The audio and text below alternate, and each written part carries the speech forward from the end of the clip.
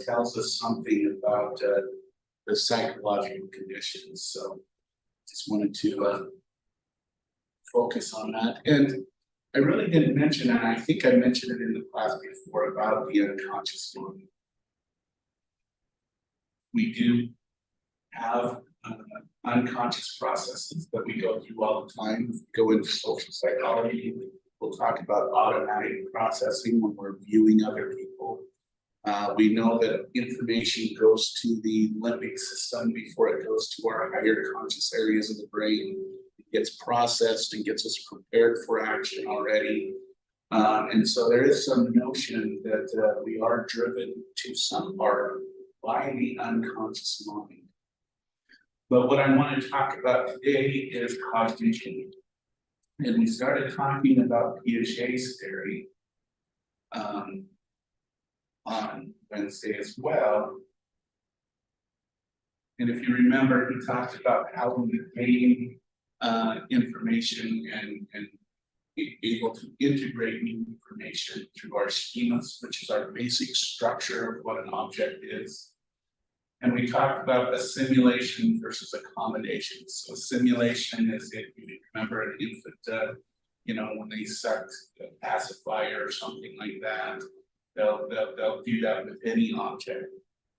Any object that is similar to that pacifier, they'll assimilate that into that repertoire of behavior. However, as the example I gave on Wednesday, if you put a cup, for example, in front of the infant, it's very different than a pacifier. They'll go and suck on it, but they'll notice there's something different about it. There's something else it's supposed to be used for. So maybe initially, instead of going and getting a cup of milk and drinking it, they might use it to bang on the floor, make it out into some type of drum or something like that, to accommodate that new object in their life. And then eventually they assimilate new information into it where they'll end up using it for its actual purpose. And he argued that this is just kind of how we come to understand objects and what they're for. But through his work, he realized that at different stages, we're assimilating and accommodating in different ways. Okay? So this slide kind of represents his basic model. And so let's go through each one of these.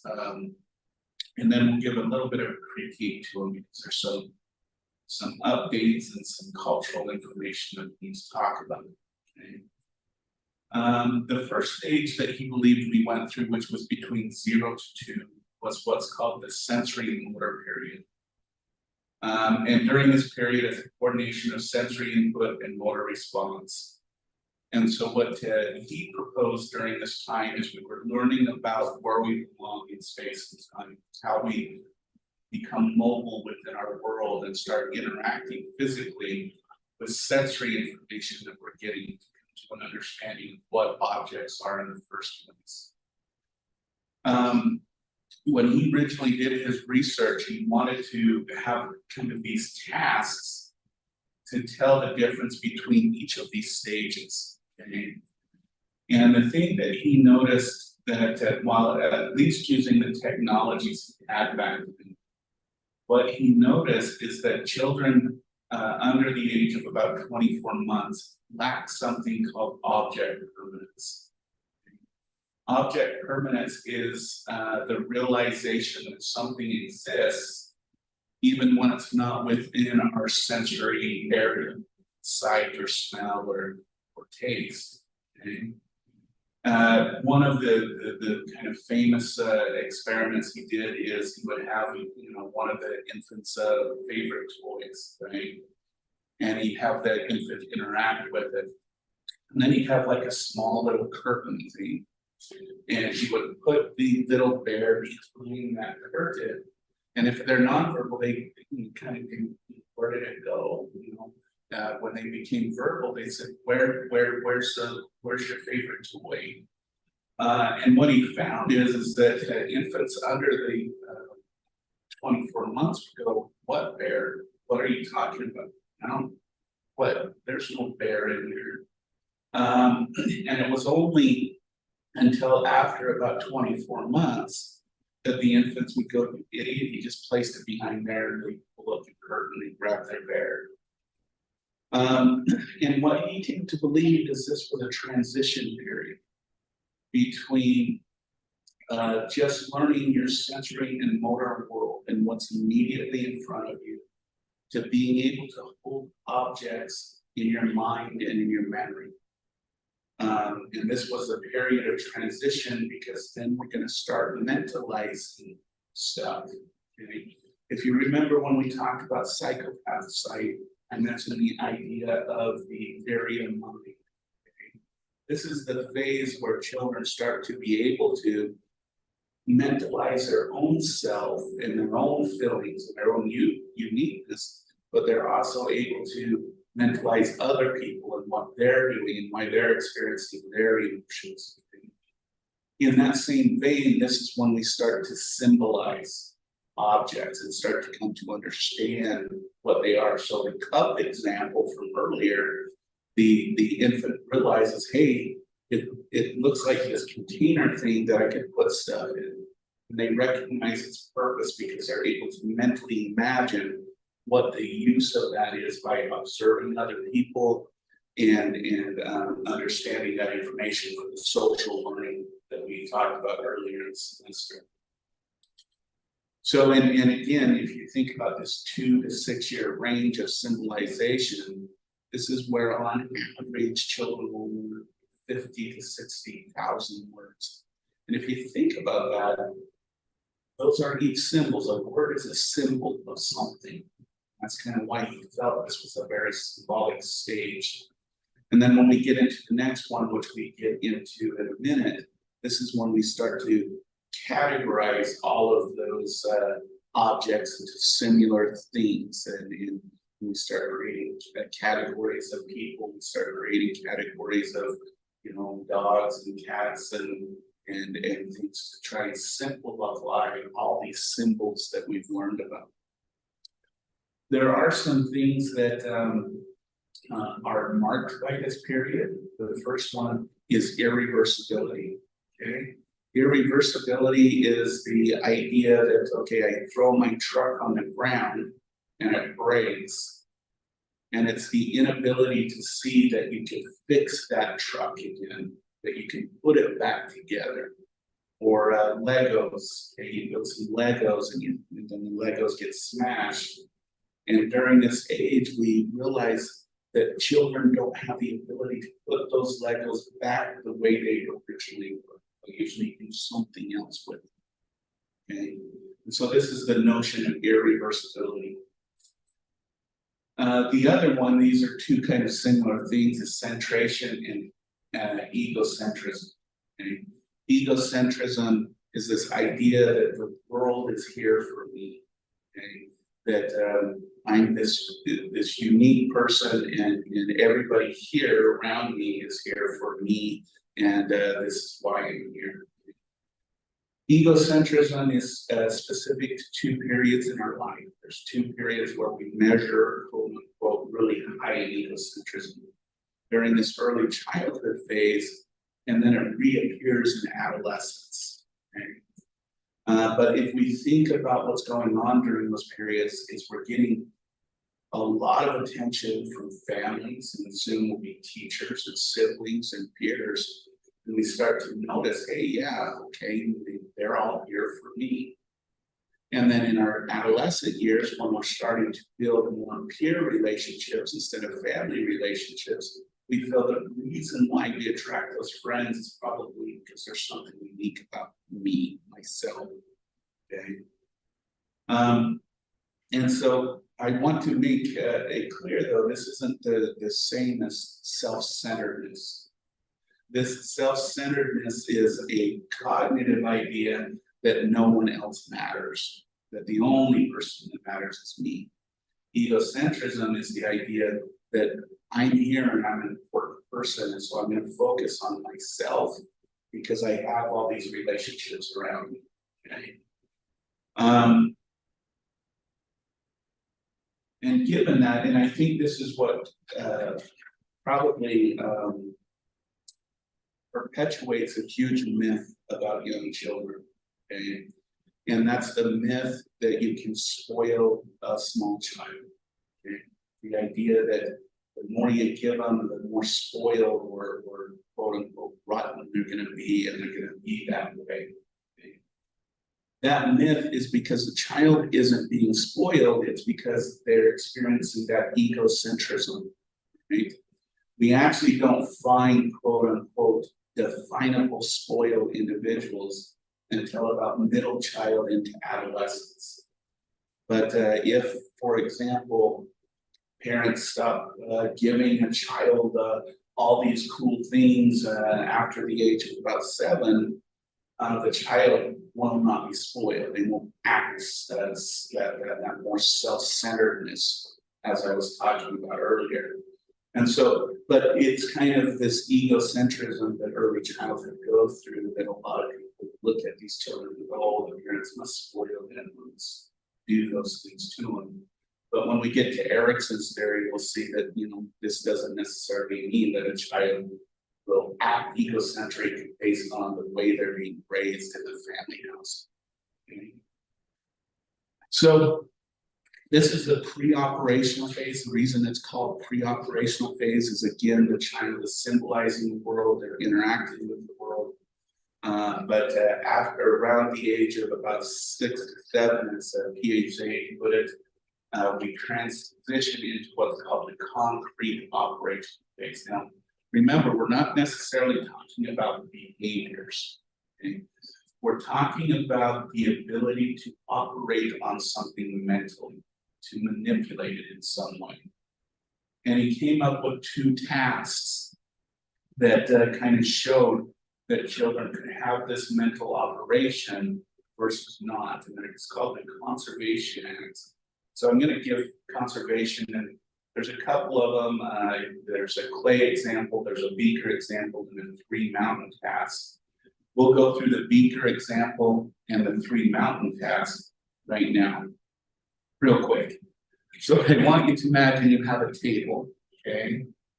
And this table has kind of a mountain on one side, and then it has a lighter green tree, but bigger on one side, and a darker, smaller tree on the other side.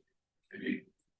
And I want you to imagine Piaget or a mother or a father is sitting at one side of the table, and the child is at the other side of the table. Okay, and they ask the child what the child sees. Okay, and of course, if we look at this graph here, the child is going to say, well, I see this bigger, lighter green tree, and then I see the mountain, and I can see the peak of a smaller green tree on the other side, okay? Which is accurate, right? And then, you know, well, what side is the light green one? And it'll look, oh, well, it's on my left side. Well, where's the smaller green one? Well, it's on my right side. And then Piaget would ask the kiddo a second question, and he said, what do I see? What does Piaget see? And well, what he found is that children under the age of about 6 or 7 will repeat what the child sees. They'll say, well, you see on your left a light colored bigger tree, a mountain, and then on your right side you see a smaller dark green tree. Okay? At around the age of 6 or 7, the child actually gives what Piaget's perception would be. So if we rotate this around, the green tree should be on Piaget's left, the smaller one, and then the left, this one here. The smaller green tree would be on Piaget's left. Then we have the mountain, and then a thicker light green tree would be on the right. So after about the age of 6 or 7, the child gets it right. And what Piaget felt this represented is that the child's ability to kind of pick up that table and mentally rotate it to where they could see what Piaget is seeing. But before that, he kind of felt, well, they don't have that ability to hold that image and mentally manipulate it, mentally rotate it to see the perspective of the other person. So that was evidence one, that he felt that children were going to going through this transition phase of being able to mentally manipulate objects. The second one is the beaker experiment. And this can be done with clay. I think I have a clay example in here. But in this one, we have two beakers that are the same size, A and B. And then we might have a slender one, taller than this one. And then in stage one, we ask, is there the same amount of water in A and B? And children under this age of 6 and 7 will say, yes, there's the same amount in both. But in front of the child, the experimenter would pour the contents of B into this taller and slender glass. And then Piaget would ask, does A and C have the same amount of water? Okay. And again, the child under the age of about 6 or 7 will say, no, they'll either say there's less or there's more because of the shape change. Okay. Around the age of 6 or 7, the child will appropriately say, no, they're the same amount. You just poured one into a different shape. This is the notion of conservation, that a mass does not change mass unless you add to it or subtract to it. But mass doesn't change if you change its shape. Okay? And what he noted, and then in the other one, he'd have two equal sized pieces of clay, and he'd again ask, are these the same? And then in front of the child, he would change the shape of the other, and then say, are they still the same? Are they still the same amount? And in the clay example, again, the child under the age of 6 or 7 would say, no, there's less or more. The child over the age of 6 or 7 would probably say, no, they're the same, they just change shape. And what this suggested to Piaget is that this is now a stage where a child can mentally represent or mentally manipulate objects. Okay? And this is when, and I want to focus on two parts of it. Well, the first part I just focused on. So now the child is able to mentally manipulate objects. Now they're able to mentally manipulate symbols. So for example, in kind of social terms, what does it mean to be white or black? And we put those in two separate categories. What's the difference between a house and a business? And we put those in two different categories. And we start to categorize things to kind of simplify our world.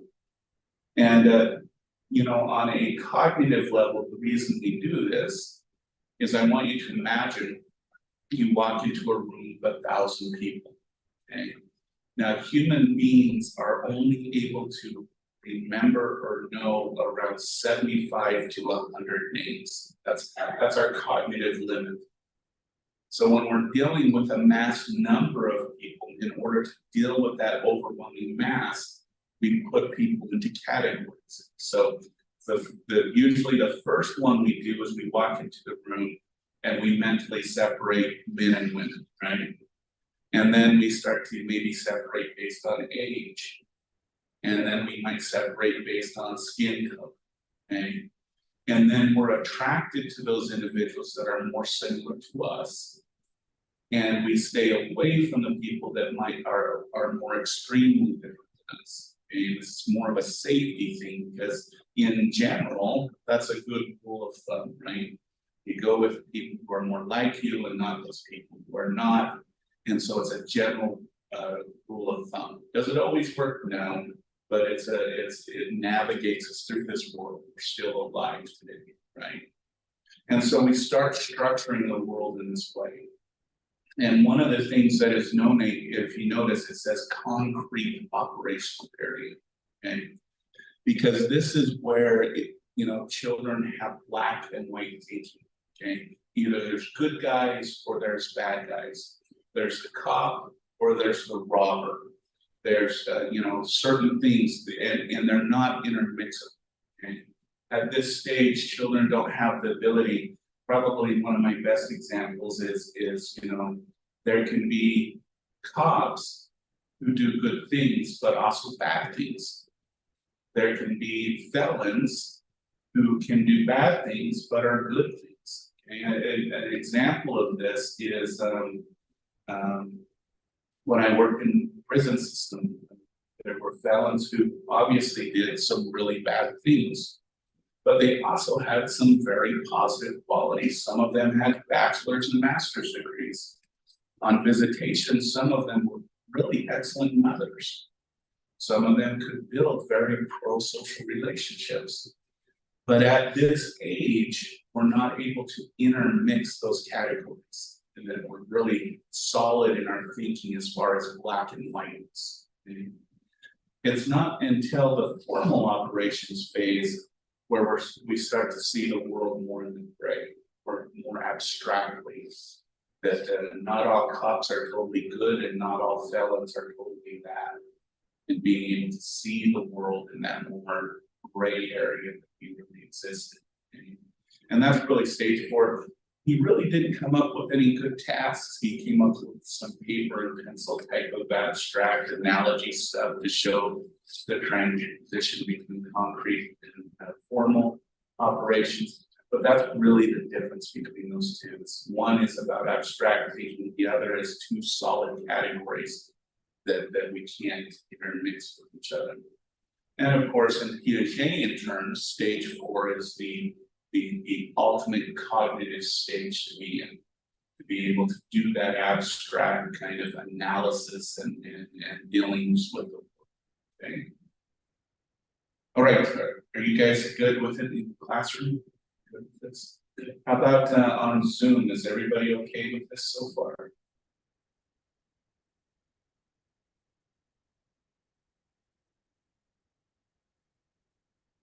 Awesome. We have one good here. All good. Thank you, Tyler. Okay. So let's give some critiques of this theory, because it is one of our more solid theories. If you take a human development class or read anything about development, you'll hear some. In thinking about cognition, they'll come to Piaget's theory, because we do find support for this theory across cultures, but I gotta qualify that. And we can find these things measured throughout. So it's pretty consistent.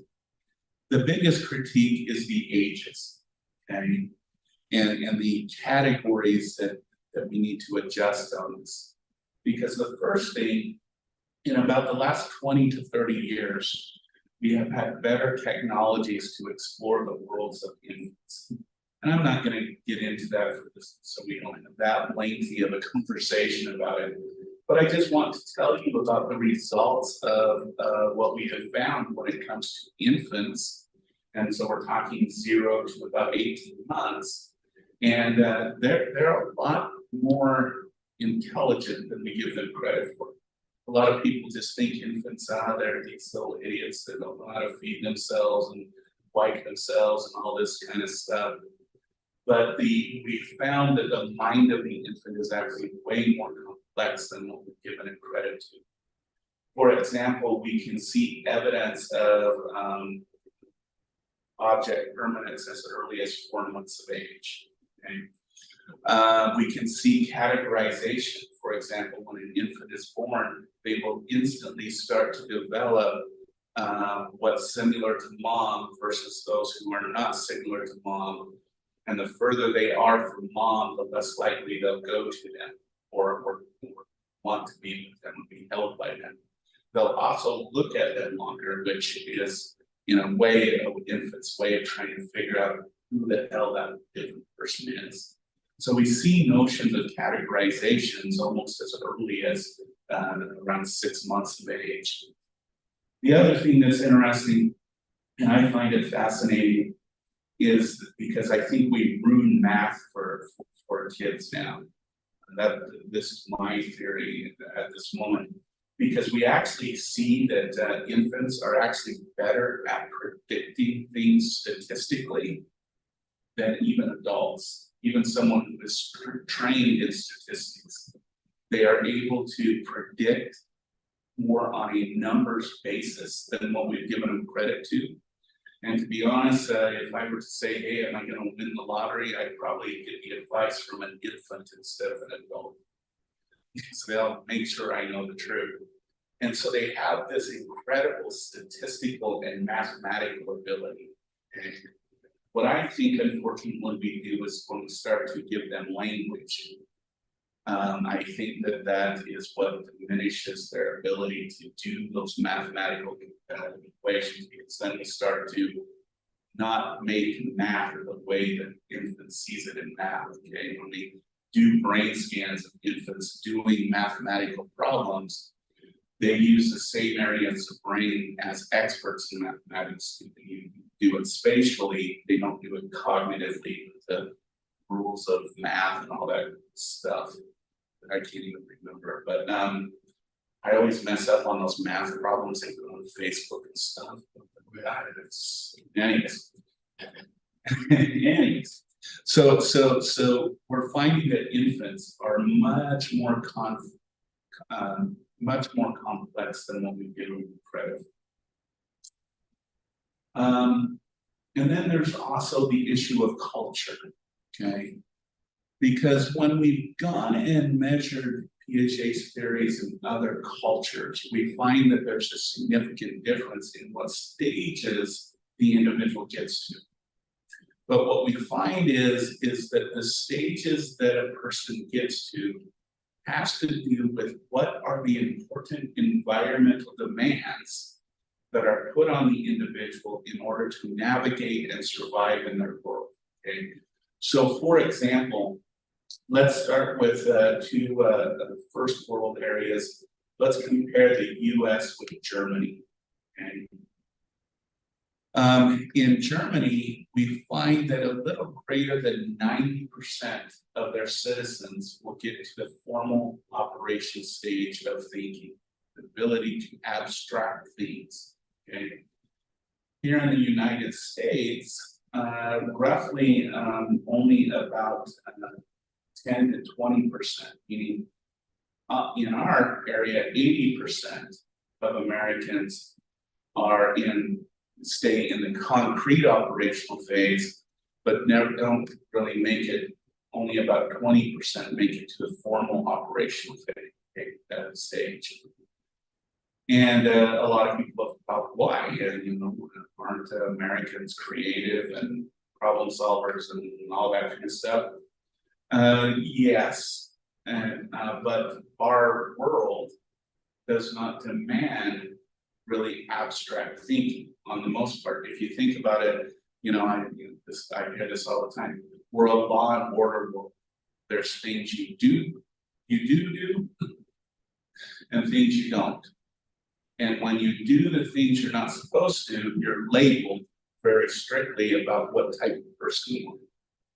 And so to navigate the American landscape, black and white thinking works better. However, in Germany, if you think about German history and everything that they've been through and whatnot, their world is a little bit more complex. They're not a world of strict laws. They're not a world of if you do it this way, you're right. If you do it this way, you're wrong. Okay, and so to navigate their a little bit more less black and white world, it requires formal operations. Okay. And then let's look at, for example, indigenous tribes that really haven't been westernized or even easternized for that sake. So, for example, one group in the Amazon that lived in that very isolated area in Amazon for thousands of years. When we go measure down them, we find that they're around stage 2 in the symbolic phase. Okay? And so why is it that Amazonians make it to stage 2 versus stage 3 and 4? Well, that's what's demanded by their environment. Okay, they need to be able to symbolize the difference between a plant that will feed them versus a plant that is dangerous for them. And so the categorization of things doesn't make sense. They have to be able to navigate traditional trails that they've gone on for hunting and gathering and those kinds of things. They have to interact with each other in a communicative way to navigate their complex area there in the Amazon. Okay, that requires symbolization and symbolizing the world as it is, not as it might be black and white and not abstractly. So the question is, are these people more advanced than the Amazonian indigenous people? The answer is really no, okay? Because if you think about what it would take for an American or a German to go navigate the Amazon. Now, the Amazons need, maybe their bow and arrow and something over their private parts, but beyond that, they navigate their world just fine. But think about what an American and German would have to take. They have to take a boat, we'd have to take our tents, we'd have to take lots of navigation gear. We don't know how to hunt or fish there, so we'd have to bring our own food. We couldn't do the complex things they do just for symbolization.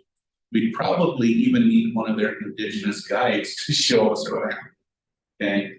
And so, is one more advanced than the other? No, I would argue no, because the environments demand a different cognitive level to successfully navigate those different cultures, okay? And so that's the other critique of Piaget. He kind of thought stage 4 is where all humans are headed. But what we find is that we are where we are because of the demands of the environment that we're in. And that doesn't make one group more or less than the other. So those are the main critiques of Piaget's theory. And so that's kind of the state of that. Does anybody have any questions about the critiques? Good. Everyone online okay with those critiques? Yes. Thank you.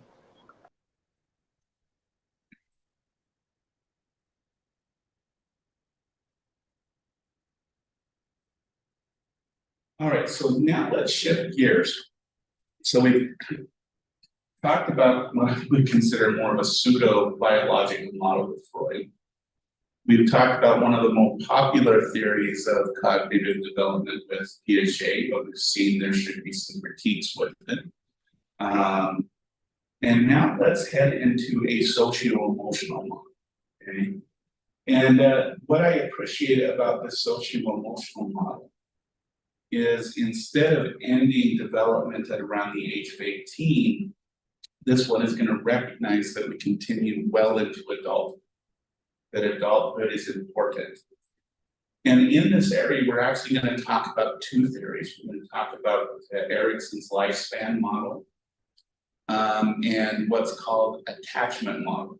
Okay? An attachment model is it's very similar to what we're going to talk about with Erikson's theory in trust versus mistrust, but it goes into more about the relationship building and the importance of relationship building between, the caregiver and the child.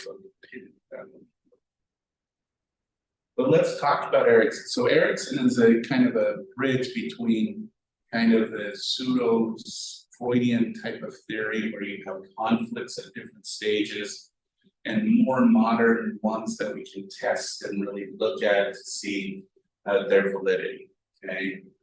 And I'm going to present Erikson's model as he did it, very one or the other, right? But what I want everybody to think about when we go through each of these stages, there's two things. One, we don't see these as either you fully trust people who where you fully don't trust people at the end of this phase for this first example, but we're somewhere in between, okay? So think of these as a continuum, even though I'm going to present them as one or the other. Because, you know, all of these have to do with the interactions between the child, social, the child and their social world, so the social aspect, and the emotions and developing emotional maturity, you could say, that is associated with that, okay? And so there's that. The other thing that I'd like to say, because I get through about 4 and I get the hand raised, well, what if we didn't get trust versus mistrust at 1? Are we able to trust or mistrust later in life? The answer is yes. You can develop any of these at any stage of life, but what we find is that you'll just struggle a little bit. You'll struggle kind of getting through these 2 domains if it's not done in these kind of peak times, these ultimate times for these things to develop. So yes, if you don't have one of these or you'd like to improve on one, absolutely you can. Just take a little bit. Okay. All right, so let's talk about a couple of these before we end for today. So the first stage that Erickson thought we went through is what he called trust versus mistrust, okay? And the reason why he felt that this was a period that this developed in is if you think about 0 to 18 months, or even almost 24 months, we're completely and totally dependent on someone else for our survival. We need someone to feed us. We need someone to cool and warm us. We need someone to change our wet diapers. We're pretty much completely dependent on another human being. So Erickson felt that this is a period where someone can learn to either trust others or not at all. Okay, so let's go through an example of trust. I like using moms because I like the word mom. So we have mom and baby, okay? Baby cries, mom shows up, changes the baby, and then they have a reciprocal moment. And any dads who have taken care of their infant, and definitely the mothers in the room know this, where you finish feeding them and there's this little smile from the little infant, and you make this eye contact and you have this reciprocal moment, which is solidifying that the next time this needs met, you know, the parent will show up. Okay, so then the second time the child cries, mom comes, this time changes the baby, they do that to stare with each other, and then they go about their business, okay? Now, remember during this period, this is the pre-verbal period, okay? So in this next example, I don't necessarily want you to hear what I say, I want you to feel what I say, okay? So in this next sample, baby cries, no one shows up.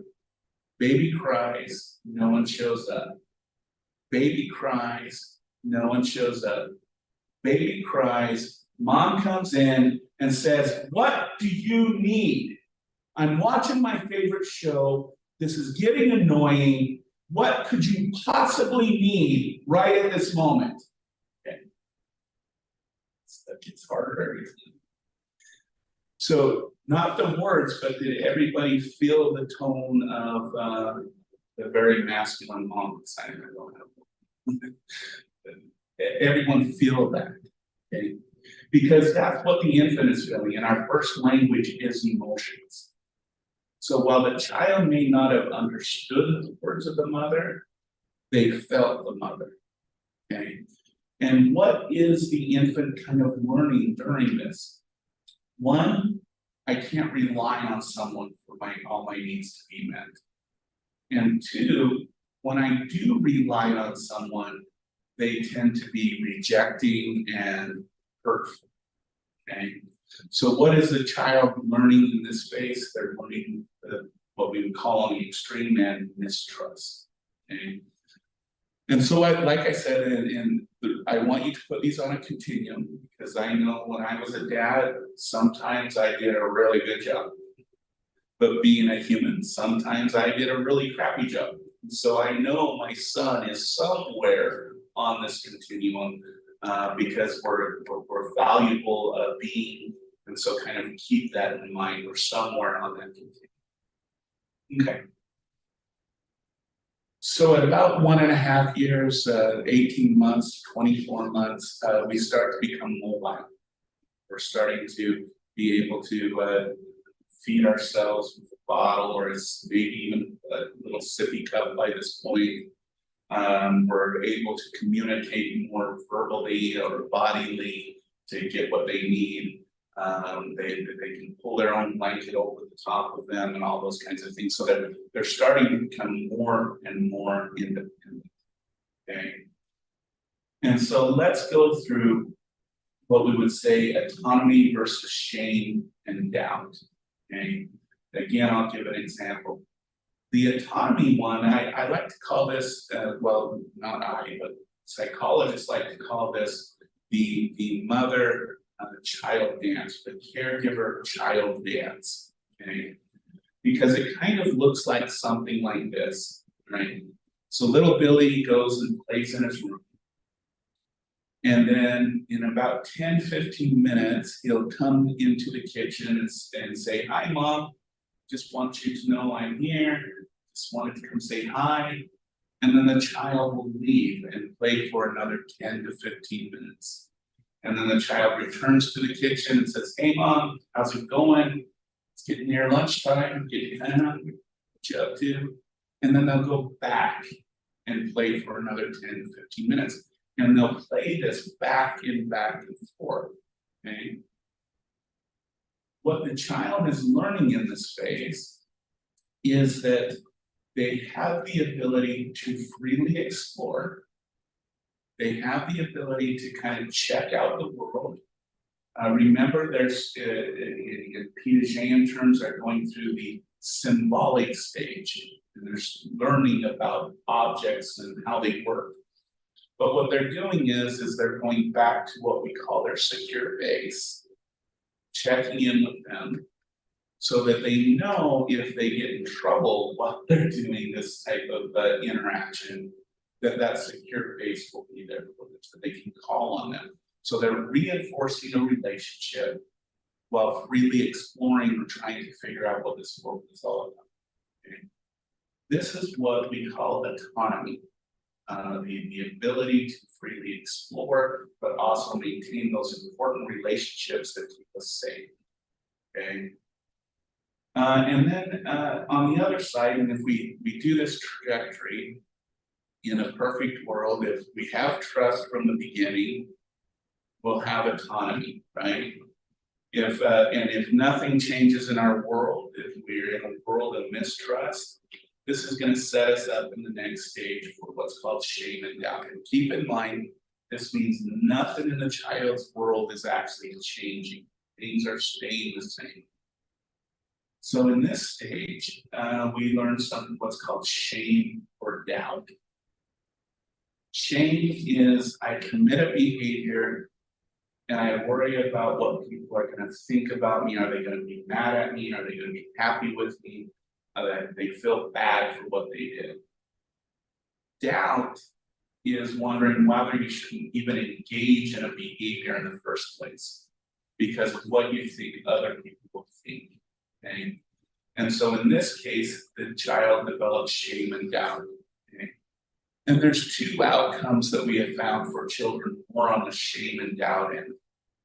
Is either this is a child who then starts acting out, and this is where the family is together and time has passed and someone says, "Hey, where's Billy?" And they go down and find Billy down at the end of the street playing in some person's yard, not giving a crap about anyone else. Okay. Or this is the child who, because they're so insecure about the world, they overly attach to another person. So this is kind of that child who isn't able to leave mom's side. And when they are separated, they have a very extreme reaction. And when mom comes back, they're very upset with mom for leaving in the first place. Okay. And so it's either a really overly attached child, or it's a child who just, is basically giving the world a bird, saying, I'm gonna do this on my own. Okay. And so again, we got to look at these two extremes. All right. So then the next phase, and we'll try to get through the school ages, leave adolescence and whatnot for Wednesday. But now, remember what I said about that 3 to 5 year period when we were talking about Freud. Play and imitative play is one of the important things about this stage, because we're trying on different hats and seeing what works for us. And we're also starting to interact with other children by this period. Either we're playing with neighborhood kids, or we're going to a child care or preschool of some type. We're starting to get into that formal life thing. We're learning about authority figures. Remember what we talked about with Freud. And so again, if nothing in the environment changes, this child is set up for initiative. And this child's going to be set up for guilt. Okay?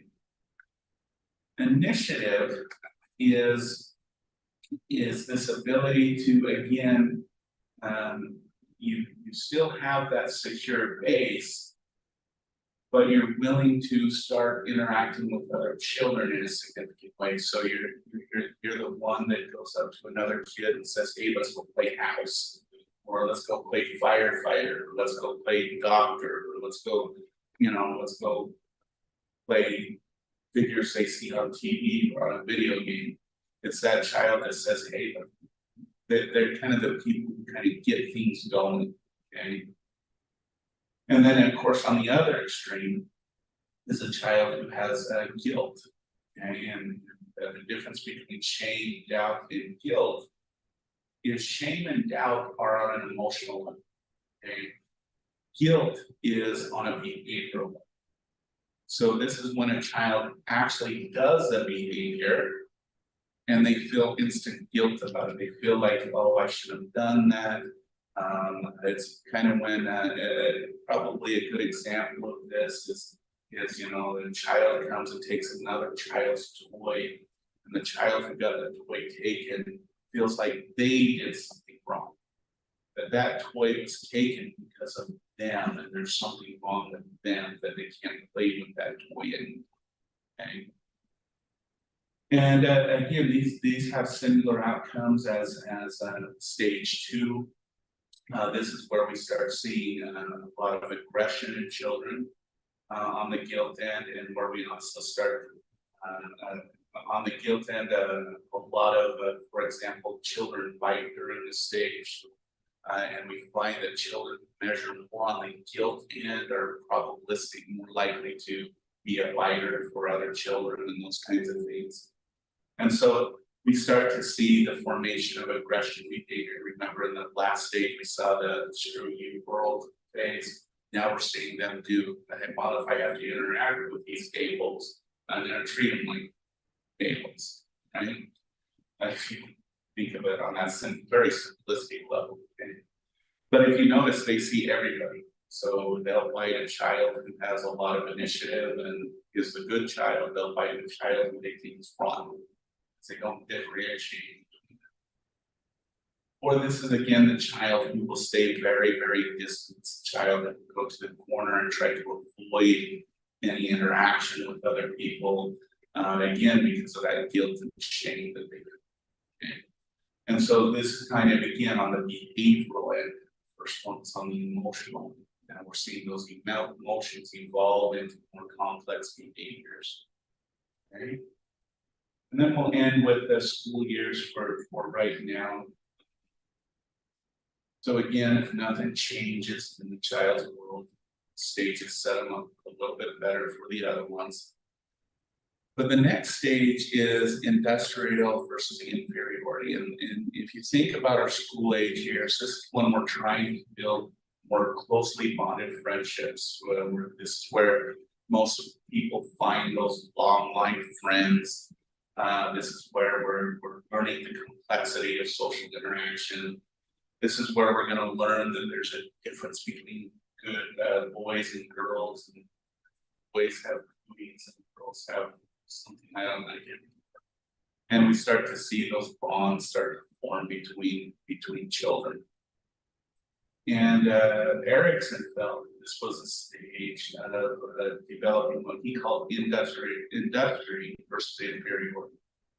And the simple example that I have for this is in the industry end. This is where little Billy plays his guitar, and his parents come into the room and they go, "Oh, you're a future rock star. You're doing really good. Keep playing. You're doing well."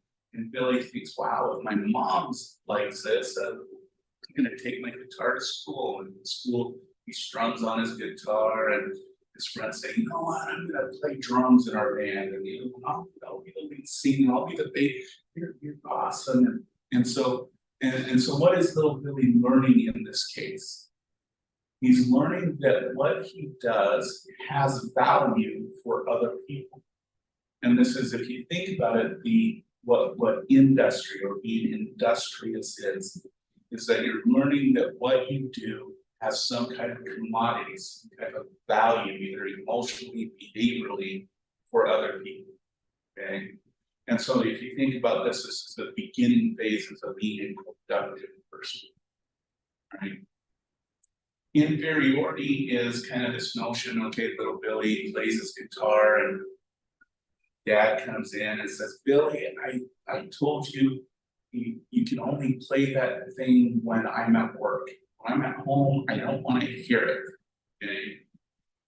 So little Billy goes, "Well, dad hates it," and they go try it at school, and Billy takes his guitar to school and plays, and everyone laughs at him. So yeah, you better think of a different career, Billy. All right, and what is little Billy learning in this? Well, he's learning the sense of inferiority, that what he does not have value, at least in the domain of playing. Okay. Now, and this is where again we have to think about this on a continuum, because there's going to be things kids are good at, and we have to be honest. There's things kids are going to be okay at, and things kids are going to suck at. Okay? Not every kid is going to be the top athlete, and not every kid is going to be the next Einstein. Not every kid is going to be able to play an instrument awesomely. And so when we think of this, we need to think of it as more of an exploration. We're really trying to find what we're industrious with and what we feel we're inferior with. Okay? Now, what some arguments have been is we haven't talked much about this, but bullying behavior.